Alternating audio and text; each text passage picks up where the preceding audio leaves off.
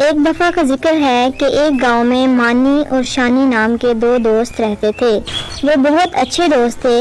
وہ ایک ہی اسکول میں 5ویں جماعت کے طالب علم تھے۔ دونوں کا گھر قریب ہونے کی بنا پر وہ ایک ساتھ اسکول جاتے تھے اور گھر واپس آتے تھے۔ جب وہ پڑھائی سے فارغ ہوتے تو نت نئی شرارتیں کرنا ان کا محبوب مشغلہ تھا۔ ان کی شرارتوں سے پورا محلہ تنگ آ چکا تھا، لیکن وہ کسی کی بات مانتے ہی نہیں تھے۔ ایک دن شانی نے مانی سے کہا، یار مانی، یہ جو ہمارے گھر کے سامنے چودھری صاحب ہے نا، وہ اپنے گھر پر تالا لگا کر کہیں گئے ہوئے ہیں۔ اگر ان کے تالے میں کچھ چیز ڈال دی جائے تو کیسا رہے گا؟ یاد ہے کہ ایک دفعہ ان کی سائیکل سے ہوا نکالنے پر انہوں نے کتنا شور شرابہ کیا تھا۔ تھوڑی دیر بعد وہ چودھری صاحب کے گھر کے دروازے پر کھڑے تھے اور مانی نے موقع دیکھتے ہی جیب سے تنکا نکال کر تالے میں ڈال دیا اور خود دونوں درخت کے پیچھے چھپ گئے اور دیکھتے رہے۔ تھوڑی دیر بعد چودھری صاحب واپس آئے تو آ کر تالا کھولنے کے لیے انہیں بہت سی مشکلات کا سامنا کرنا پڑا۔ آخرکار جب انہوں نے تالا کھول لیا تو وہ دونوں یہ سب دیکھ کر بہت ہنسے اور اپنے اپنے گھر واپس چلے گئے۔ ایک دن شانی کے گھر والے کسی تقریب میں گئے ہوئے تھے اور شانی کو اکیلا گھر پر چھوڑ گئے۔